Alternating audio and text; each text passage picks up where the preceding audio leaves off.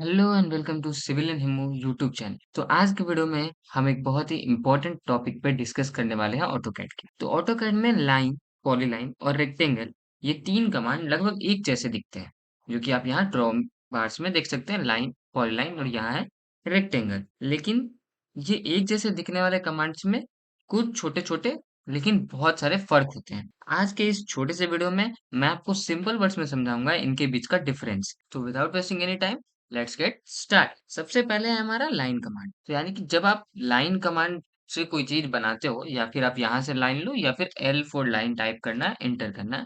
तो जब आप लाइन कमांड से कोई चीज बनाते हो तो आपके पास आजादी होता है कि आप किसी भी शेप का किसी भी डायरेक्शन में कैसा भी चीज बना सकते हैं। लाइक अगर मैं यहाँ पे लाइन कमांड वापस से लूँ तो आप देख सकते हैं ऐसे मैं कुछ भी बना सकता हूँ लाइन कमांड्स का यूज करके। और उसमें जो जैसे मैंने यहाँ पे चार लाइंस का यूज करके एक रेक्टेंगल बनाया, तो यहाँ पे आप देख सकते हैं इसके चारों लाइंस जो हैं अलग-अलग। अगर मैं वन बाय वन ऐसे सेलेक्ट करूँ, तो ऐसे चारों लाइंस जो हैं अलग-अलग तरीके से सेलेक्ट होते हैं। यानी कि अगर हम एक लाइन को ऐसा ले करके मूव कमांड लगाएं और इसको मूव करें, तो हमारा एक लाइन मूव होगा, ना कि पूरा हमारा ऑब्जेक्ट। वहीं पे दूसरी जगह हम देखते हैं पॉलीलाइन।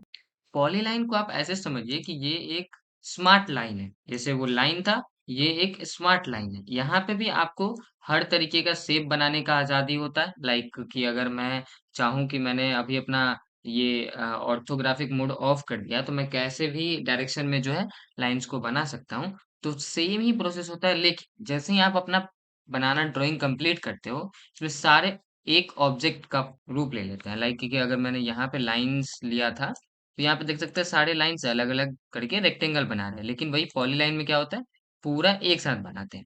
और जैसे बीच में भी मैंने बनाया, इसमें देख सकते हैं पूरा एक ऑब्जेक्ट जैसा वर्क कर रहा है।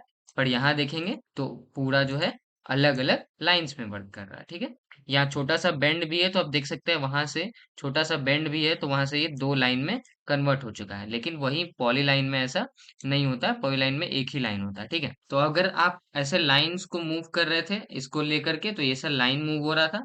ठीक है, लेकिन वही अगर आप पॉलीलाइन में मूव करेंगे तो इस तरीके से हमारा पूरा ऑब्जेक्ट मूव होगा। ठीक है, तो ये लाइन और पॉलीलाइन हो गया। पॉलीलाइन का जो यूज है, ये ज्यादातर ऑटोकैड में प्रोफेशनल काम्स और जो बड़े बड़े हम लोग प्लॉट्स बनाते हैं उसके लिए ज्यादातर हम लोग पॉलीलाइंस का ही यूज करते हैं। मैं आगे बताने वाला हूँ ऐसा क्यों होता है। फिर है हमारा रेक्टेंगल कमांड।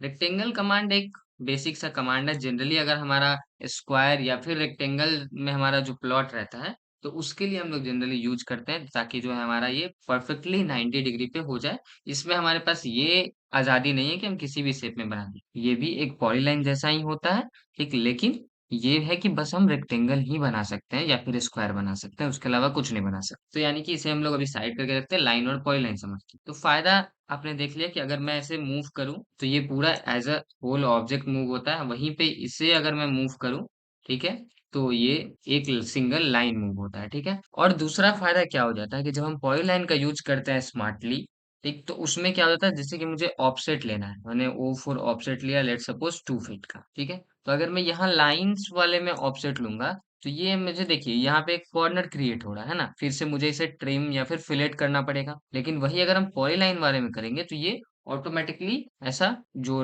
रेक्टेंगल शेप था तो वो रेक्टेंगल ही बनाएगा। अंदर का जो हमारा शेप था, मान लीजिए अगर मैं ऑफसेट लूं लाइक 6 इंचेस का और ऐसे अंदर वाले पे अप्लाई करूं, तो आप लोग देख सकते हैं कि ये पूरा ऑब्जेक्ट का एक साथ करता है। वही सेम चीज अगर मैं यहाँ करना चाहूँ, तो ये मुझे बहुत ही अलग तरीके से हो जाएगा। फिर मुझे अलग से उसे ट्रिम करना पड़ेगा। ये बहुत ही लेंदी प्रोसेस है। इसीलिए मैंने बताया कि जब भी हम कोई बड़ा प्रोजेक्ट पे काम कर रहे होते हैं तो हम कोशिश करते हैं कि पॉलीलाइंस यूज करें। ठीक है, फिर आपके दिमाग में यह आ रहा होगा कि अगर हमने पॉलीलाइन यूज किया, इन केस हमारा जरूरत पड़ गया कि मैं एक इस लाइन को हटा दूं, इस लाइन को हटा दूं, लेकिन अब मैं इस लाइन को मूव भी नहीं कर सकता, कुछ भी नहीं कर सकता, क्योंकि ये तो पूरा ऑब्जेक्ट मूव होगा। तो ये हम कैसे कर सकते हैं? तो इसके लिए हमारे पास कमांड होता है एक्सप्लोड का।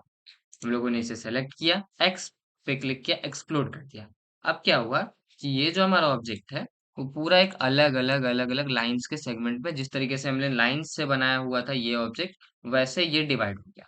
ठीक है, अब हमें जिसे भी एडिट करना है उसे हम ऐसा एडिट करके अलग कर सकते हैं या फिर कुछ भी कर सकते हैं। और अब अगर हम वापस से चाहते हैं कि हमारा फिर से जैसा था वैसा हो जाए बाकी, तो हम फिर से इस सबको सेलेक्ट कर लेंगे और जे फॉर ज्वाइन कमांड जो होता है हमारा उसे लगा देंगे। अब इससे क्या हुआ देख सकते हैं आप, ये पूरा ज्वाइन हो चुका है, ये देख सकते हैं ये दोनों ज्वाइन हो गया, ये दोनों ज्वाइन नहीं हुआ है, तो हम एक बार इसे भी सिलेक्ट करेंगे, इसे सिलेक्ट करेंगे, फिर से जे ज्वाइन, और अब आप देख सकते हैं ये, अच्छा देखिए अभी मैंने जैसे इसे ज्वाइन किया तो यहाँ से यहाँ, लेकिन मैंने अगर जैसे जे फॉर ज्वाइन कमांड लगाया देख सकते हैं आप, फिर भी ये ज्वाइन नहीं हो रहा है। ठीक है, तो ये कभी कभी आपके पास साथ प्रॉब्लम आ सकता है, जब आप एक्सप्लोर करेंगे तब देख सकते हैं ये हमारा कनेक्टेड ही नहीं है। ठीक है, तो मैं अगर इसे ले करके यहाँ से कनेक्ट कर दूं, अब अगर आप देखेंगे मैंने दोनों को सेलेक्ट किया, जे फॉर ज्वाइन, अब आप देख सकते हैं ये हमारा पूरा जो ऑब्जेक्ट है ज्वाइन हो चुका है। ठीक है, तो आप ज्वाइन और एक्सप्लोर का यूज करके लाइंस को पॉलीलाइन में, पॉलीलाइंस को लाइन में कन्वर्ट कर सकते हैं। ठीक है, जैसे ये भी हमारा ये लाइन से बना हुआ ऑब्जेक्ट है, अगर हम इसे पॉलीलाइन में कन्वर्ट करना चाहते हैं तो जे फॉर ज्वाइन, ये हमारा पॉलीलाइन में कन्वर्ट हो चुका है। और फिर से पॉलीलाइन से हम अगर लाइन में कन्वर्ट करना चाहते हैं तो एक्स फॉर एक्सप्लोर, और हम यहाँ से एक्सप्लोर भी कर सकते हैं। तो ये था हमारा कुछ ट्रिक्स की कैसे हम लोग कौन सा कमांड कहाँ पे यूज करना चाहिए था। बेसिक था ये लाइन और पॉलीलाइन के बारे में। अगर ऐसे ही और ज्यादा यूजफुल आपको टिप्स एंड ट्रिक्स चाहिए ऑटोकैड से रिलेटेड, या फिर रेविट, या फिर स्केचअप, या फिर एनस्केप, या फिर किसी भी चीज से रिलेटेड सिविल इंजीनियरिंग के फील्ड से, तो आप हमें नीचे कमेंट बॉक्स में अपना टाइप कर सकते हैं। जल्द से जल्द हम उसका रिप्लाई जरूर देंगे। मिलते हैं किसी नए वीडियो में किसी नए टॉपिक के साथ में, तब तक के लिए thanks for watching, bye bye.